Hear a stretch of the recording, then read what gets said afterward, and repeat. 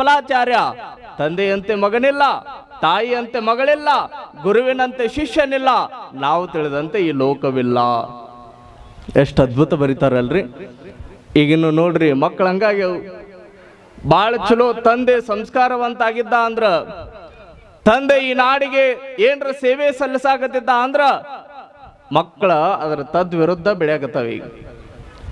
ಯಾಕಂದ್ರೆ ನೋಡ್ರಿ, ನೀವು ಮಾಡುವಂತ ಕೆಲಸದೊಳಗ, ನೀವು ಮಾಡುವಂತ ಸಂಸ್ಕಾರದೊಳಗ ಮಕ್ಕಳಿಗೆ ಪಾಲವನ್ನ ನೀವು ಕೊಡೋಲಾಗಿರಿ. ಮಕ್ಕಳಿಗೆ ಏನ್ ಹೇಳಾಕತ್ತೀವಿ ಅಂದ್ರ, ಮಗ ನೀನು ನನ್ನಂಗ ಆಗಬೇಡಪ್ಪ, ನೀನು ಆ ಫೋಟೋಗಳನ್ನ ನೋಡು, ಅವರನ್ನ ನೋಡು, ಇವರನ್ನ ನೋಡು, ಅವರಂತೆ ನೀನಾಗು, ಇವರಂತೆ ನೀನಾಗು ಅಂತ ಅವ್ರ ತಲೆ ಒಳಗೆ ನಾವು ತುಂಬಾಕತ್ತೀವಿ. ಹೌದಲ್ರಿ? ಒಂದು ದಿನ ನಿಮ್ಮ ಮಕ್ಕಳಿಗೆ ನೀವು ಕರೆದ, ಮಗ ನೀನು ನನ್ನಂಗ ಆಗಪ್ಪ ಅಂತ ಒಂದು ದಿನ ಮಗನಿಗೆ ಹೇಳಿವೇನ್ರಿ? ಮಗಳಿಗೆ ಹೇಳಿವೇನ್ ನಾವು? ಯಾರು ಹೇಳಿದವ್ರ ಕೈ ಹತ್ರ ನೋಡೋಣ.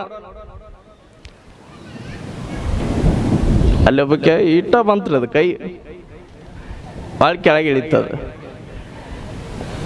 ಯಾಕೆ ಹೇಳಂಗಿಲ್ರಿ ನಾವು? ಒಳಗ ಏನೋ ಒಂದು ಹೇಳಾಕತ್ತಿರ್ಬೇಕಲ್ರಿ, ನಾ ಸರಿ ಇಲ್ಲ, ನಾ ಕೆಟ್ಟವದೀನಿ, ಅದಕ್ಕೆ ನನ್ನಂಗ ಆಗಬೇಡ, ಬೇರೆಯವ್ರಂಗ ಆಗಂತ ನೀವು ಹೇಳಾಕತ್ತಿರ್ತೀರಿ. ಆದ್ರೆ ನಿಮ್ಗೆ ನೆನಪಿರ್ಲಿ, ಅವ್ರು ಯಾರು ಕೂಡ ಅವರ ಮುಂದೆ ಇರೋಂಗಿಲ್ಲ, ಅವ್ರು ಯಾರು ಕೂಡ ಅವ್ರ ಮುಂದೆ ಇರಂಗಿಲ್ಲ. ಮಕ್ಕಳ ನಿಮ್ಮನ್ನ ನೋಡಿ ನಿಮ್ಮನ್ನ ಅನುಕರಣೆ ಮಾಡಾಕತ್ತಿರ್ತಾವ. ಮಕ್ಕಳ ನೀವು ಮನೆ ಒಳಗೆ ಹೆಂಗಿರ್ತಿರಲ್ಲ, ನಿಮ್ಮನ್ನ ಅನುಕರಣೆ ಮಾಡಿ ಮಕ್ಕಳ ನಿಮ್ಮಂಗ ಬೆಳೆಯಾಕತ್ತಿರ್ತಾವ. ಒಂದು ವೇಳೆ ನೋಡ್ರಿ, ಮೊನ್ನೊಂದು ಮಗು ಇಲ್ಲೇ ಬಂದ ತಂದೆ ನಮಸ್ಕಾರ ಮಾಡಿದ್ರ ಆ ಮಗುನು ನಮಸ್ಕಾರ ಮಾಡ್ತದ. ತಂದೆ ಸುಮ್ಮ ಹಿಂಗ ಗಪ್ಪ ಬಿದಿರಬಂಗ ನಿಂತಿದ್ದ ಅಂದ್ರ ಮಗ ನಮಸ್ಕಾರ ಮಾಡ್ತಿತ್ತೇನದು? ಸಾಧ್ಯನೇ ಇಲ್ಲ. ತಂದೆ ನೋಡ್ರಿ ಆ ಸಂಸ್ಕಾರವನ್ನ ಕೊಟ್ಟಾಗ ಮಗು ಆ ಸಂಸ್ಕಾರವನ್ನ ಪಡಿತದ.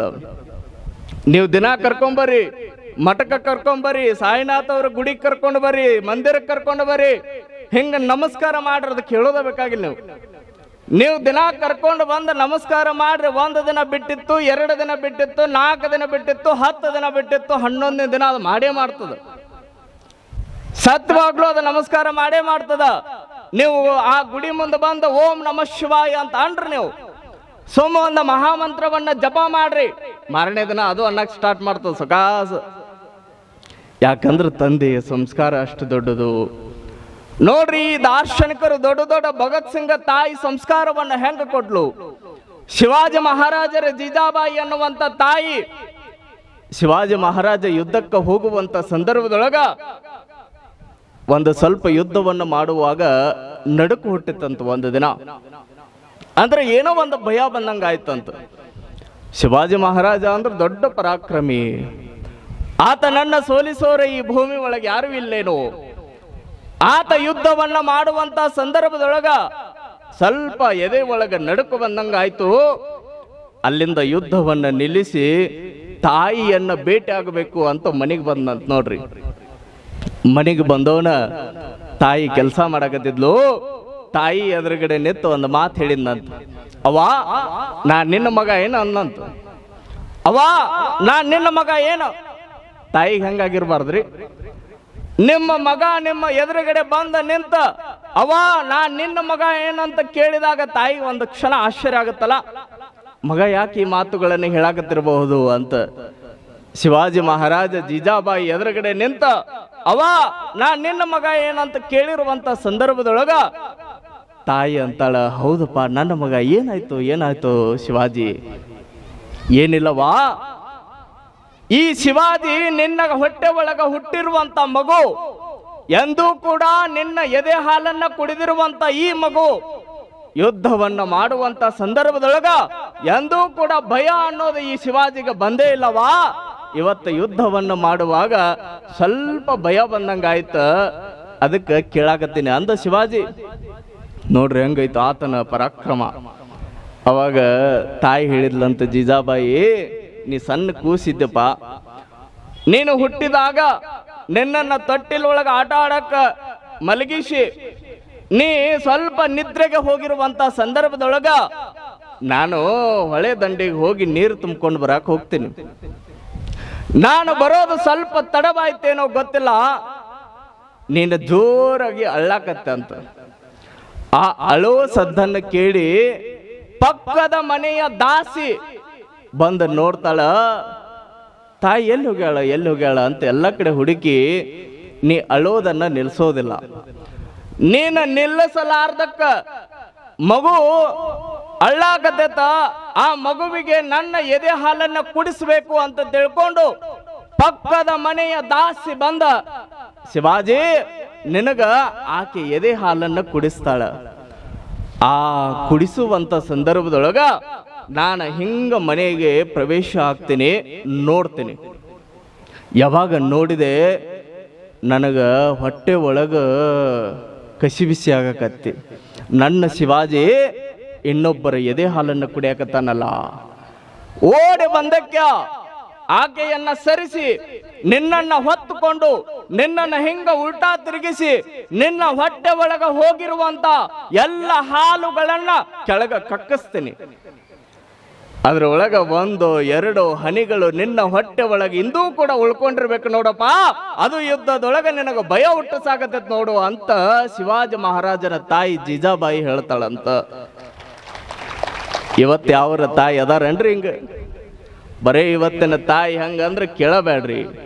ಬರೇ ಹಣ ತಗೊಂಡು ಬಾ, ಟಿಜರಿ ಒಳಗಿಡು, ಇಡು ಇಡು ಹಣವನ್ನು ಗಳಿಸು ಅನ್ನೋದು ಬಿಟ್ರ ಇವತ್ತು ಮಕ್ಕಳಿಗೆ ಸಂಸ್ಕಾರವನ್ನು ಹೊತ್ತುಕೊಂಡು ಬಾ ಅಂತ ಹೇಳುವಂತ ತಾಯಿಗೆ ಭಾಳ ವಿರಳ ಆಗಿಬಿಟ್ರ. ಮಕ್ಕಳಿಗೆ ನೋಡ್ರಿ ಕಲಸ್ರಿ, ಸ್ವಲ್ಪ ಸೇವಾ ಕಲಸ್ರಿ. ಮಕ್ಕಳಿಗೆ ಗುಡಿಗೆ ಬಂದ, ಮಠಕ್ಕೆ ಬಂದ, ನಮ್ಮ ಪರಂಪರೆ ಭಾಳ ಚಲೋ ಐತ್ರವ, ನೀವು ವಿಚಾರ ಮಾಡ್ಬೋದು. ಅಪ್ಪವ್ರ ಭಾಳ ಚಲೋ ಐತ್ರಿ, ನಾವು ಸೇವಾ ಮಾಡ್ತೀವಿ, ಭಾಳ ಭಕ್ತಿ ಮಾಡ್ತೀವಿ, ದಾಸೋಹ ಮಾಡ್ತೀವಿ. ಆದ್ರೆ ಮುಂದಿನ ಪೀಳಿಗೆ ಹಂಗಿರ್ಬೇಕಲ್ರಿ. ಮುಂದಿನ ಪೀಳಿಗೆ ಹಂಗ ಬೇಕಂದ್ರ ಅವರನ್ನ ಮೊದಲು ಹೊತ್ತುಕೊಂಡು ಬರ್ರಿ, ಅವರಿಗೆ ಸಂಸ್ಕಾರ ಕೊಡ್ರಿ. ಇಲ್ಲಿ ಭಾಳ ಜನ ಬರಾಕತ್ತೀರಿ, ಕರ್ಕೊಂಡು ಬರಾಕತ್ತೀರಿ, ಅದು ಮಾತು ಬೇರೆ. ಕರ್ಕೊಂಡ್ ಬರ್ಲಾರ್ದವ್ರಿಗೆ ಹೇಳಾಕತ್ತೀನಿ ನಾನು.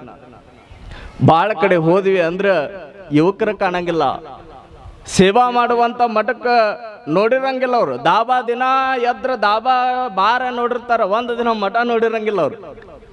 ಮಠಕ್ಕೆ ಬಂದು ದರ್ಶನ ಮಾಡಿರಂಗಿಲ್ಲ, ಪಾದವನ್ನ ಮುಟ್ಟಿರಂಗಿಲ್ಲ. ಯಾಕಂದ್ರ ಮನೆ ಒಳಗ ತಂದೆ ತಾಯಿ ಪಾದನ ಮುಟ್ಟಿರಂಗಿಲ್ಲ, ಇನ್ನು ಗುರುಗಳ ಪಾದ ಎಲ್ಲಿ ಮುಟ್ಟಬೇಕು ಅವರು? ನೋಡ್ರಿ, ಯಾವಾಗ ಈ ಗುರು ತಂದೆ ತಾಯಿಗಳ ಸೇವೆ ಅನ್ನೋದು ಏನೈತಲ್ಲ, ಇದು ಬಹಳ ದೊಡ್ಡದು. ಹರನಿಂದ ಅಧಿಕ ಸದ್ಗುರುವೆಂಬುದನ್ನು ಕೇಳಿ ಗುರುವೇ ನಾ ನಿಮ್ಮ ಪದಯುಗವ ಬಣ್ಣಿಪೇನು ಅಂತ ಗುರುಕರ್ಣ ತ್ರಿವಿಧಿ ಒಳಗ ಮೈರಾಲರ ಬಸವಲಿಂಗ ಶರಣರು ಬರೀತಾರ. ಎಷ್ಟು ಅದ್ಭುತ ಬರೀತಾರ ನೋಡ್ರಿ. ಹರನಿಗಿಂತಲೂ ಅಧಿಕವಾಗಿರುವಂಥದ್ದು. ನಾನ್ ನಿಮಗೊಂದು ಪ್ರಶ್ನೆ ಕೇಳ್ತೀನಿ. ಒಂದು ಕಡೆ ಶಿವ, ಒಂದು ಕಡೆ ಗುರು, ಕಲಿಸಿದಂತ ಗುರು, ಒಂದು ಕಡೆ ನಾವು ಕಾಣುವಂತ ದೇವರು. ಇಬ್ರು ಬಂದ ನಿಂತ್ರ ನೀವು ಯಾರಿಗೆ ನಮಸ್ಕಾರ ಮಾಡ್ತೀರಿ? ಮೊದಲು ಯಾರಿಗೆ ಮಾಡ್ತೀರಿ? ಭಾಳ ಶಾನೆ ಅದ್ರಿ ಬಿಡ್ರಿ ನೀವು. ಗುರುವಿಗೆ ನಮಸ್ಕಾರ ಮಾಡ್ತೀವಿ. ಯಾಕ್ರಿ? ನಾ ಪ್ರವಚನ ಮುಂದಿನ ವರ್ಷ ಈ ಪ್ರವಚನ ಹಚ್ಚೋದು ಬೇಕಾಗಿಲ್ರಿ. ಒಂದೊಂದು 10 ನಿಮಿಷ ಇವ್ರನ್ನ ತಾಯಿಂದರ್ನ ಕೂಡಿಸ್ಬಿಟ್ರು ಅವರೇ ಹೇಳಿಬಿಡ್ತಾರೆ. ನೋಡ್ರಿ, 25-30 ವರ್ಷ ಕೇಳಿ ಕೇಳಿ ಕೇಳಿ ಕೇಳಿ ಆ ಶಕ್ತಿ ಎಷ್ಟು ದೊಡ್ಡದೈತಿ ನೋಡ್ರಿ. ನಮ್ಮನ್ನ ಹರನ ಕಡೆ ಕರ್ಕೊಂಡು ಹೋಗೋನು ಯಾರು ಅಂದ್ರ ಗುರು. ಬಾಳ ಕಡೆ ನೀವು ಆ ಕಥೆಯನ್ನು ಕೇಳಿರ್ತೀರಿ, ಸಂಕ್ಷಿಪ್ತವಾಗಿ ಹೇಳ್ತೀನಿ. ಮನೆ ಒಳಗ ತಂದೆ ಕುಳಿತುಕೊಂಡಿರ್ತಾನ, ತಾಯಿ ಅಡಿಗೆ ಮಾಡಕತ್ತಿರ್ತಾಳ. ಅಡಿಗೆ ಮಾಡುವಂತ ಸಂದರ್ಭದೊಳಗ ಮಗ ಮೈಯೆಲ್ಲ ಹೊಲಸು ಮಾಡ್ಕೊಂಡು ಓಡಿ ಬಂತು ಅಂದ್ರ ಅಪ್ಪ ಹೊತ್ಕೊಳ್ತಾನೇನ್ರಿ? ಹೊತ್ಕೊಳಂಗಿಲ್ಲ. ಯಾಕ? ಗಲೀಜಿರ್ತಾನ, ಹೊಲಸಿರ್ತಾನ, ಮೈಯೆಲ್ಲ ಕೆಸರು ಮಾಡ್ಕೊಂಡು ಬಂದಿರ್ತಾನ. ಅಪ್ಪ ಏನ್ ಮಾಡ್ತಾನ? ಮೊದಲು ಅಡಿಗೆ ಮನೆ ಕೈ ಮಾಡ್ತಾನ. ಏ ಬಾಯಿಲ್ ನೋಡ್ಬಾ ನಿನ್ನ ಮಗ ಹೆಂಗ್ ಮಾಡ್ಕೊ. ಇವನ್ ಮಗ ಅಲ್ಲೇನ್ರು? ಅಲ್ಲೇನು? ನೋಡ್ಬಾ ನಿನ್ನ ಮಗ ಹೆಂಗ್ ಮಾಡ್ಕೊಂಡ್ ಬಂದಾನ. ತಾಯಿ ಅಡಿಗೆ ಮಾಡಕತ್ತಾಳ, ರೊಟ್ಟಿ ಮಾಡಕತ್ತಾಳ. ಆದ್ರೂ ಕೂಡ ನೋಡ್ರಿ, ತಾಯಿ ಓಡಿ ಬಂದಕ್ಕ ಒಳ್ಳೆ ಸೀರೆಯನ್ನ ಉಟ್ಕೊಂಡಾಳ. ಕೈಯೆಲ್ಲ ಏನ ಹಿಟ್ಟಿಟ್ಟಾಗ್ಯಾವ. ಆದ್ರೂ ಕೂಡ ತಾಯಿ ಓಡಿ ಬಂದಕ್ಕ ಮಗುನ ಹೊತ್ತುಕೊಂಡು ಆ ಕೆಸರಾಗಿರುವಂತ ಮಗುವನ್ನ ಹೆಗಲ ಮೇಲೆ ಹೊತ್ತುಕೊಂಡು ಜಳಕದ ರೂಮಿಗೆ ಹೋಗಿ ಆ ಮಗುವನ್ನ ಸ್ನಾನ ಮಾಡಿಸಿ ಪೌಡರ್ ಹಾಕಿ ಅದಕ್ಕೊಂದು ಮಸ್ತ್ ಬಟ್ಟೆ ಉಡಿಸಿ ಹೊತ್ತುಕೊಂಡು ತಂದೆ ಮುಂದೆ ತಂದು ಬಿಟ್ರ. ಅವಾಗ ತಂದೆ ಏನಂತನ್ರಿ?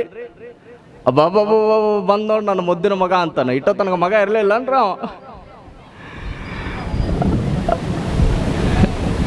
ನೋಡ್ರಿ, ಇಲ್ಲಿ ನಾ ಹೇಳುವಂತ ಉದಾಹರಣೆ ಏನು ಅಂದ್ರ, ತಂದೆ ಆದವನು ಆ ತಾಯಿಗೆ, ಗುರು ಆದವನ ತಾಯಿಗೆ ಹೋಲಿಕೆ ಮಾಡಿದ್ರ, ಗುರುವನ್ನ ತಾಯಿಗೆ ಹೋಲಿಕೆ ಮಾಡಿದ್ರ ತಂದೆ ಆದವನು ಶಿವನಿಗೆ ಹೋಲಿಕೆ ಮಾಡ್ತಾರ.